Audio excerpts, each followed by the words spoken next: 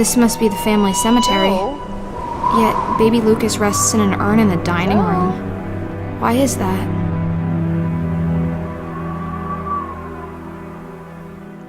It says, Snowflake the pet cat. How cute. The stone is so old and the name is worn off. The tombstone says Clara Stieber. This must be the grave of the wonderful maid I've heard so much about. I can't help but notice that it's been emptied.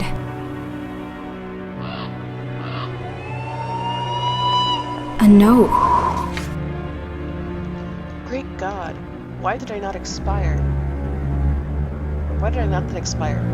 Why am I here to relate the destruction of the best hope and the purest creature of earth? It was mere days ago, at the peak of our bliss, when Clara fell ill. She complained of headaches and tiredness, so I merely begged for her and laid her down to rest. For the next few days, I cared for my companion just as she had cared for me. I nursed her with all my love and compassion. We believed it was just a passing sickness and that it would be over shortly. Each morning we thought she was getting better, and each evening we realized she had actually gotten worse. And today, when I entered her bedroom, she was there, lifeless and inanimate, thrown across the bed, her head lying down and her pale and disturbed features half covered by her hair. In horror, I beheld the body of Clara, my love, so lately living, so dear, so worthy. I rushed towards her and embraced her with ardor, but the deathly languor and coldness of the limbs told me that what I now held in my arms had ceased to be the Clara whom I had loved and cherished. Alas, what foul curse lies in my gentle touch? Have I lost my only child to the darkness, my husband to devouring madness, and now my lover has departed this world as well? Is my love truly as poisonous as my ominous name?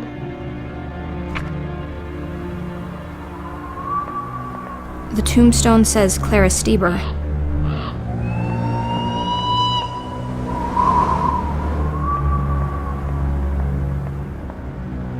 Two statues of angels. It seems a bit paradoxical to create statues depicting something that's supposed to be immaterial. Let's call them Justifer and Phi. What a marvelous mausoleum. The plaque says Francisca Canosa. This must be the resting place of the lady from the portrait in the study. What, honey? You're playing just fine by yourself. So...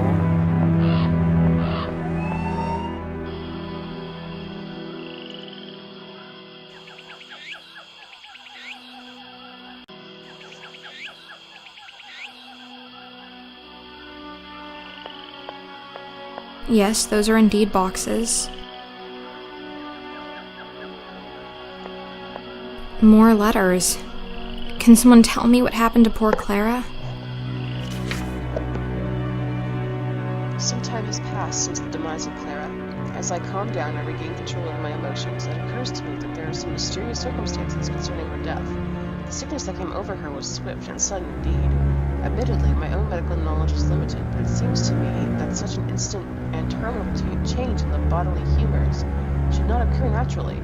Could it be that she somehow adjusted something that made her sick? But what? Oh, shit.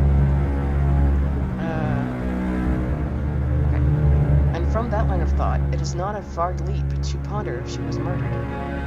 It was long ago that I lost track of the details of my husband's strange research, but I do know he handles lethal substances and obscure chemicals. How easy it would have been for him to slip something into Clara's food. So then why would he do such a thing? Did she know of our affair? We were very careful, but perchance he guessed it despite our efforts. He would not go so far as murder based solely on a guess, would he? The distressing truth is, I no longer have any way of telling what Wolfram was capable of. It is of vital importance that these notes never reach any eyes but my own. These are grave accusations I am scribbling down, and in ways of proof I do not even have anywhere to start looking. And yet the possibility is there, gloating in its simplicity.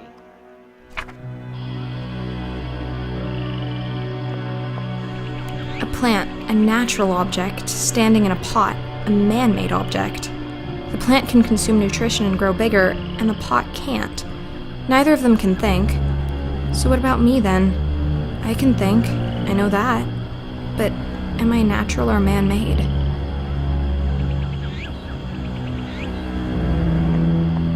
This lantern might prove to be the very first thing that actually manages to shed some light on my situation. I'll keep it.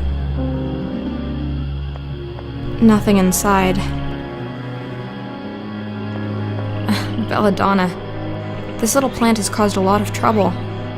For a flower, it's not particularly beautiful, but for a murder weapon, it sure is. Look, a journal page was hiding behind the plant. Did Wolfram murder poor Clara, or did he not? My situation has reached a point where it hardly makes any difference. I still cannot prove anything, but my conviction of his sin is only growing stronger. I cannot look at his face without seeing a murderer, nor not listen to his voice without hearing the words of an evil man. And the coward knows it. He sees the judgment in my eyes, and he shrinks away. Shrinks away from it like the rodent he is. Guilty or not, he could not act more like a culprit if he confessed his crime in the town square. If he were hiding in his laboratory before, now he practically lives there. We both realize that he lacks the courage to meet my gaze, and after that he simply stopped coming back upstairs. The villain, the fiend, he can rot away in his dungeon, forgotten by the world, his remaining days spent in darkness and solitude. I will not forgive him. How could I, when he has provided me with nothing but misery since the day we met? The living areas of this castle are mine now, and if my husband is incapable of even confronting me, he shall have no benefit from them. Cursed on this miserable existence.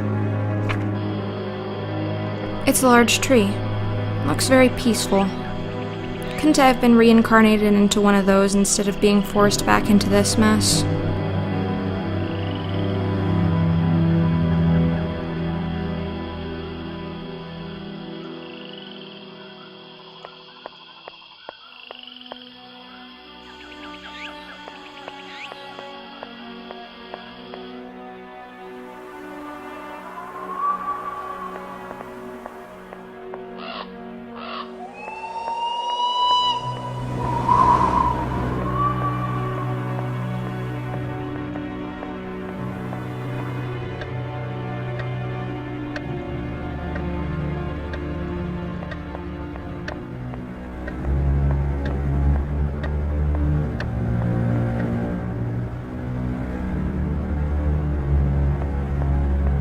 That won't work.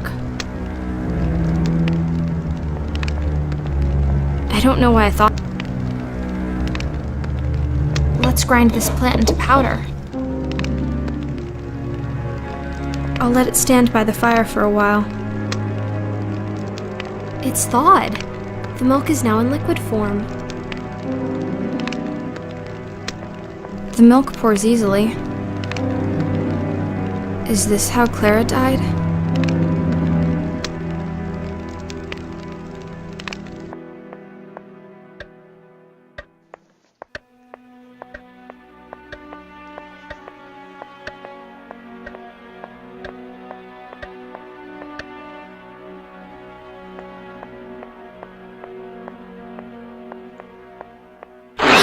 I'm not going near that. Yes, this should put an end to the grim reign of this beast. Zoe, honey? Look, it's a key, and it has a funny tassel attached to it. No wonder the cat wanted to play with it. The animal must have managed to steal a key somehow. Thaw the milk, grind the leaves, poison the cat. That was a lot of work to inspect this rather uninteresting ladder.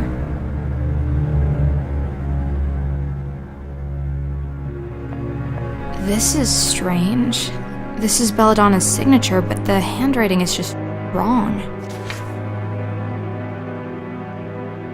I write to exercise my brain. I find that my thoughts become more firm and solid if I force myself to put them down on paper. It doesn't matter what I write as long as I can learn to think again. And to remember, I must try and remember.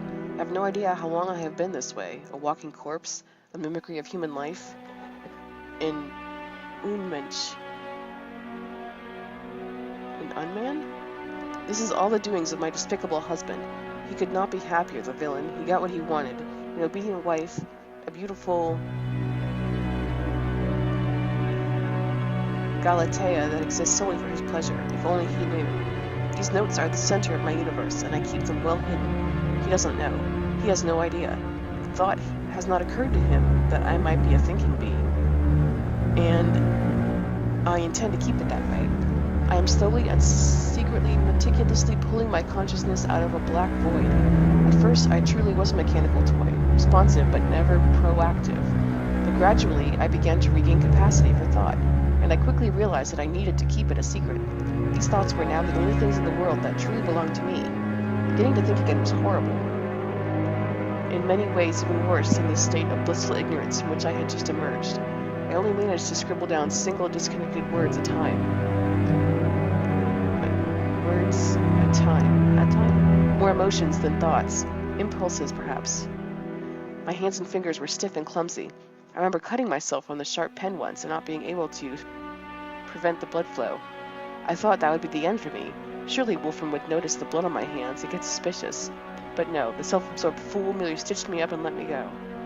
I sometimes play with the idea of what I would have to do to prove to him that I am a person.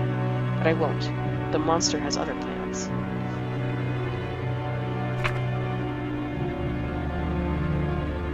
The door is locked.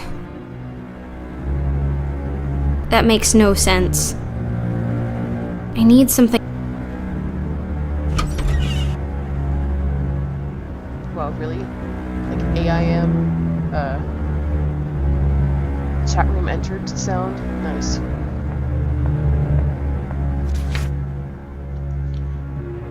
As my consciousness grows stronger, so does my hatred for my husband. Each morning he brings me with him down to the laboratory and places me in a corner. There I will stand for the rest of the day, still as a statue, silent as death. Occasionally he will throw me a glance or a smile. I find my body smiling warmly back, almost like a reflex. This indoctrination disgusts me. I am a living decoration, a breathing statue of flesh, his wind-up toy bride. But little does he suspect my eyes are darting across the room secretly and attentively following his smallest movements. I carefully memorize every step he takes, every note he writes down, every tiny detail of his ghoulish discovery. If only he knew how fast I am learning, what a willing student I am. As of late, he has even picked up the habit of explaining a scientific work aloud.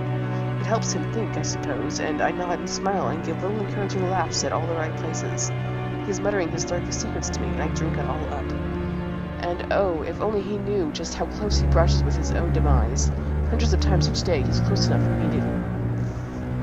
to me for my hands to reach up and snap his neck. My strong fingers around his throat, slowly squeezing his precious life out of him. No matter how close he stands, my arms will not move. I'm a prisoner in my own corpse, staring out through glassy eyes, but unable to will any action to my own dead limbs. Call for me and I will walk. Ask me a question and I will talk, but my rotting brain is unable to form initiatives of its own. I am a golem, following orders. Yet with each passing night, my willpower grows stronger. I write my thoughts down diligently and practice my mental capacity with all the resolve I have. The results are slow but reliable. One day soon I will have the tenacity to strike, and as soon as the time comes, strike I will. One of these days, his lovely life-size doll will suddenly find the power within her to execute her swift revenge.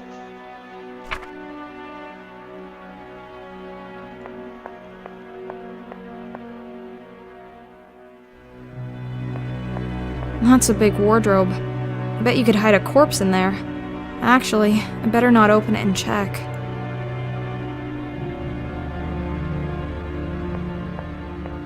The mirror is completely shattered. I think someone in here didn't really like their reflection. Let's take a look inside. Coils of rope. I wonder why we're keeping rope in the bedroom. I'll just tie this rope to the lantern. That makes no sense. The lid is shaped like a heart and has a tiny keyhole. Whatever's inside must be very precious. I wonder if this key fits. There's a key hidden inside. A very important one.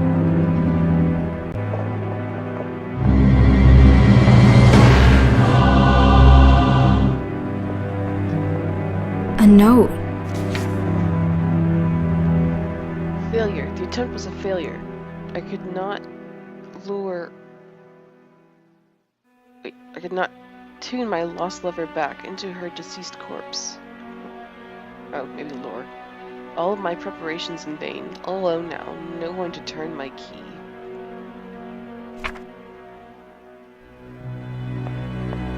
Is she dead? She doesn't move a muscle, yet she sits upright. She's like a mannequin of human flesh. At least the view is nice from up here.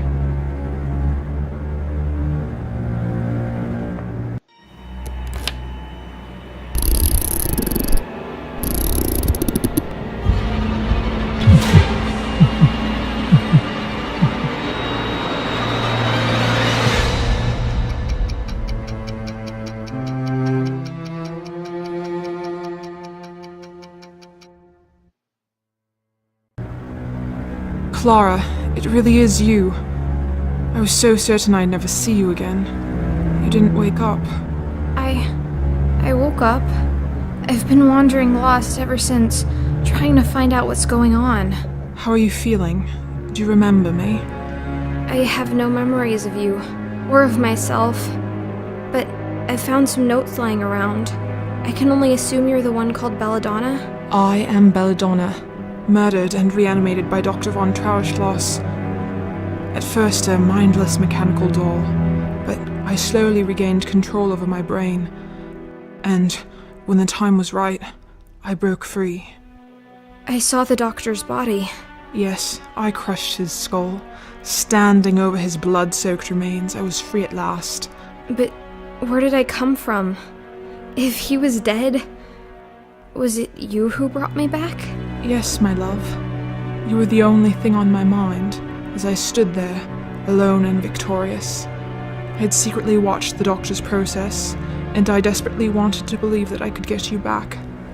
I unearthed your grave and carried your dead body down to the laboratory. I did everything right, to the smallest detail, but you didn't wake up.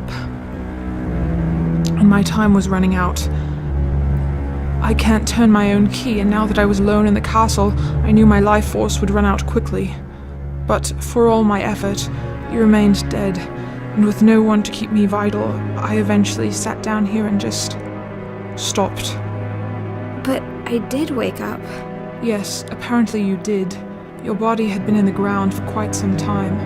Perhaps that made the reanimation process slower, but with your key powering your brain directly, you did not have to go through the drawn-out, sluggish wake-up.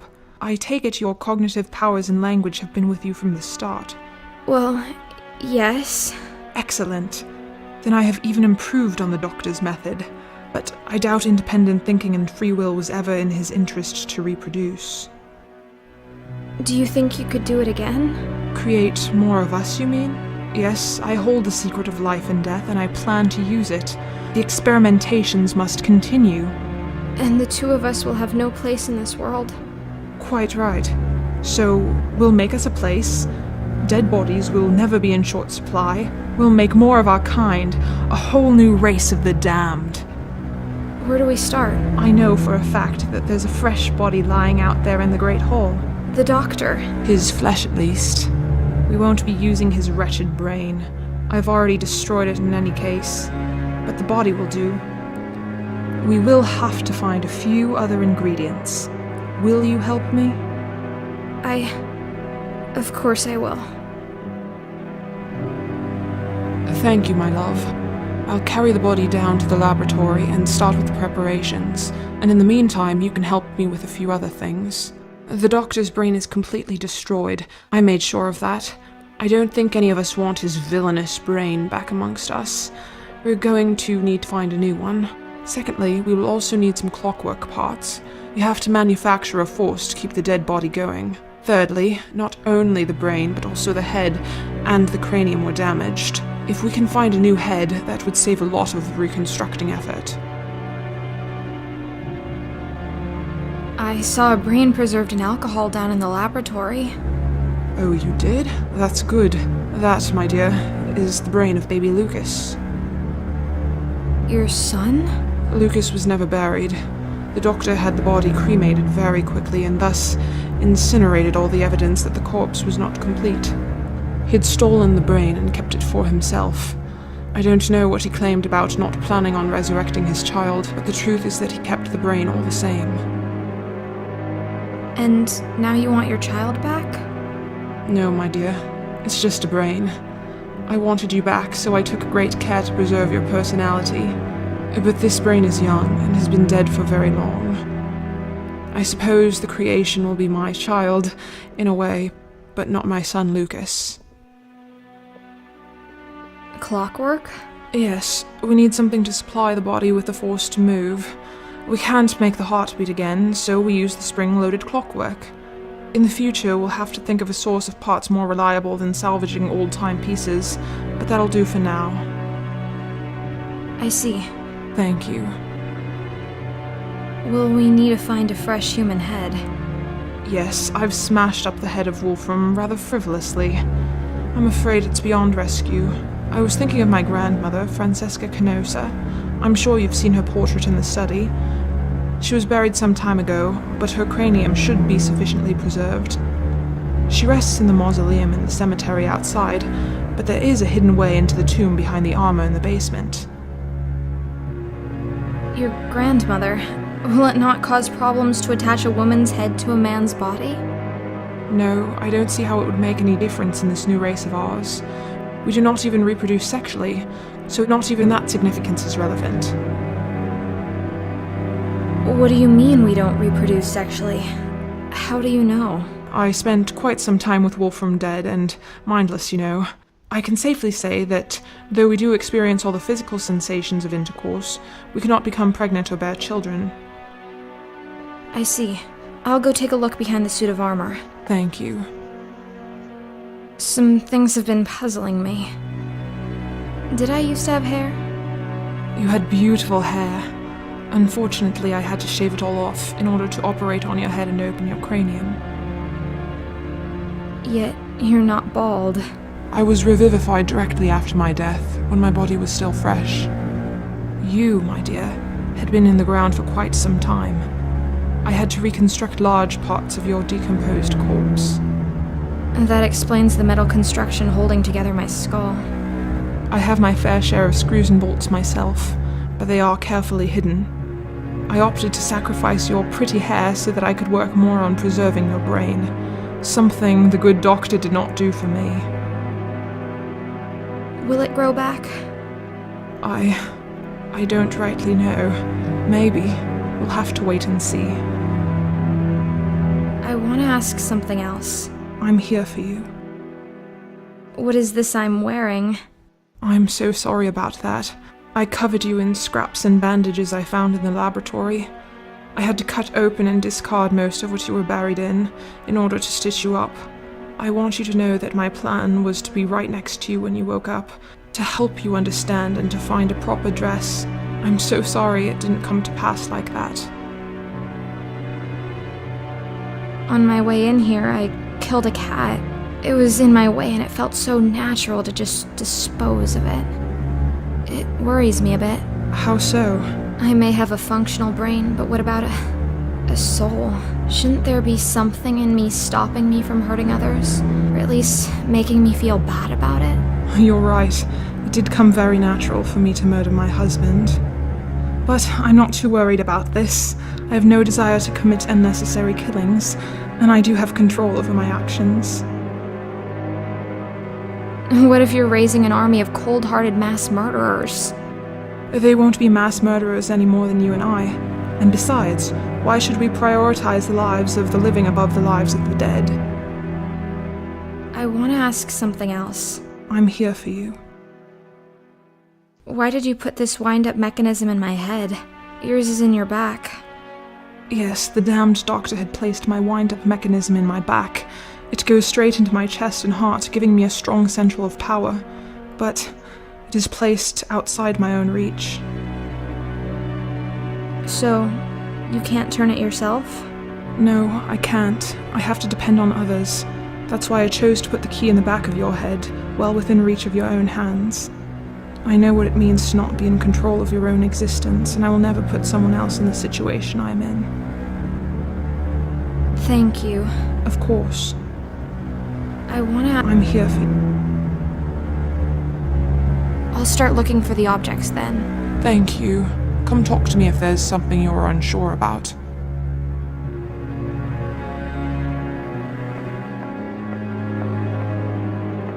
That's a big wardrobe.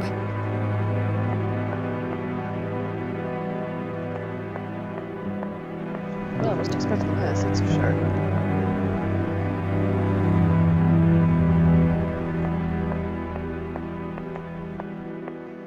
Look at all these old toys.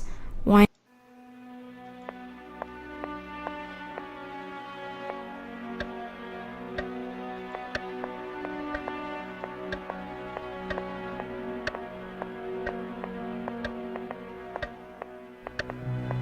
I see a lot of mechanical parts in... This faithful screwdriver will do the trick. Time to turn this old clock into a slightly peculiar wardrobe. It's my peculiar wardrobe.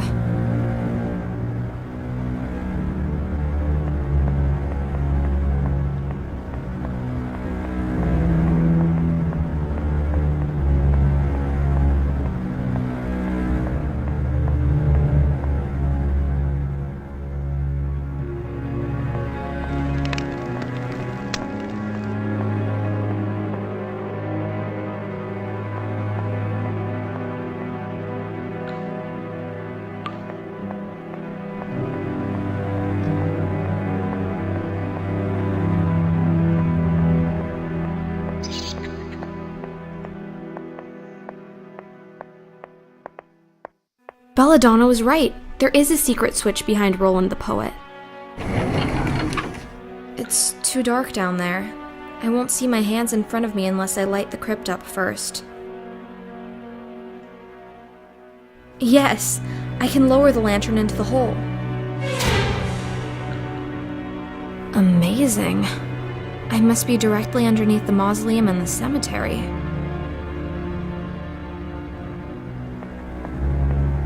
I can't believe it. It's another letter. How did it end up down here?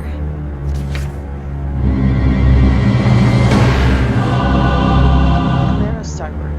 After insistent probing from my Lady Belladonna, I too take to the pen come evening. The scribbling does not come as readily for me as it does for her, yet I do most certainly see the appeal in activity. So much has happened in my life of late. My brain is overflowing with joy and secrets and disorder. If I manage to write down a map of but a fraction of it all, that would be an enormous relief. Verily, it all centers around Belladonna, this queen regnant of the castle, who has turned her benevolent face towards me, and thus filled my person with happiness I had previously thought unimaginable. I still remember the first time I saw her standing next to her husband, when I took up work in the household, and I remember how she seemed to me to glow. The two of them lost a child shortly after that, and the tragedy would linger in the castle for a long time. All the other servants started to leave one by one. As much as I wanted to, I found myself unable. I kept postponing my departure with each new day. I found myself dancing around Belladonna's flame, drawn to it as strongly as I had been from that first glance. By the time she finally recovered from her melancholy, I was the only one left in the castle, and it was at this time the miracle happened. Belladonna saw me in a new way. This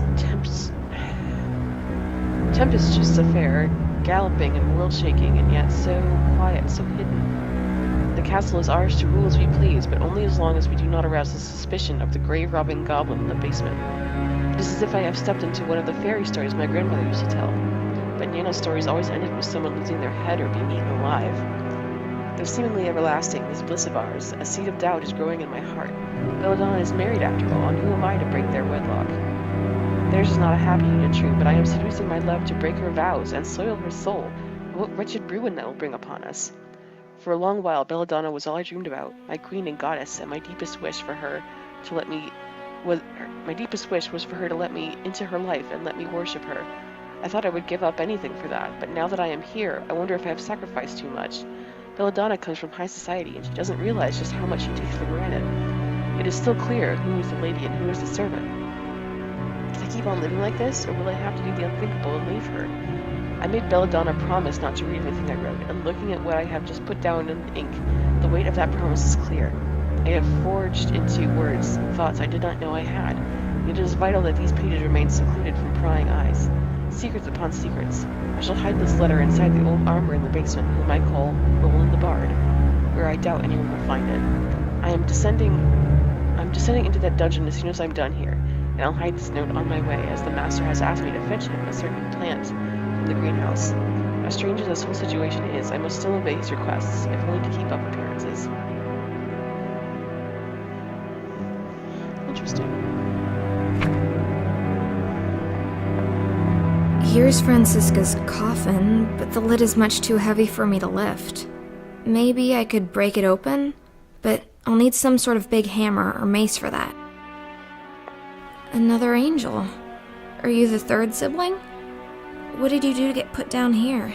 Is your name Gwendolyn? The things one does for love. You look very peaceful, but I do so need your head. How shall I remove it? With some surgical tool from the laboratory, perhaps? Now to carefully remove the head. It's remarkably well preserved. I'm so sorry.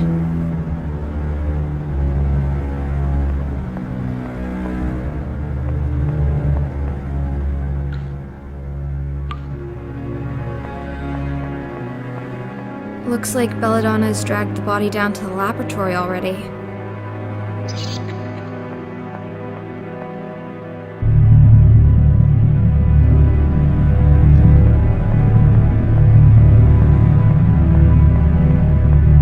The body of a deranged murderer, the decomposed head of an old lady, the brain of a small child. How could this possibly go wrong?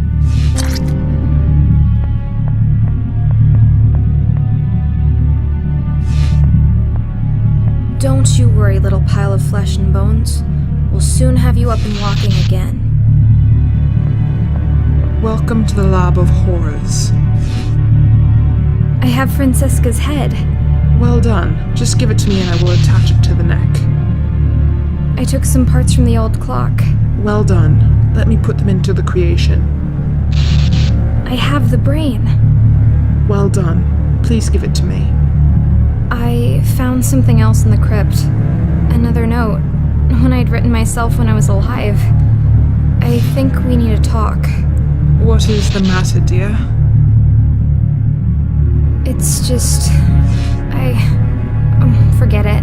It doesn't matter. Let's focus on what we're doing here. Yes, let's get this creation moving. I'll get going. Thank you, dear. Thank you, dear. Thank you, dear. The creation is complete. All we need to do now is force life into these dead limbs. That big switch on the wall initiates the procedure. Will you have the honor, my dear? Gladly. The time has come. I've wanted to pull this thing since the first time I saw it.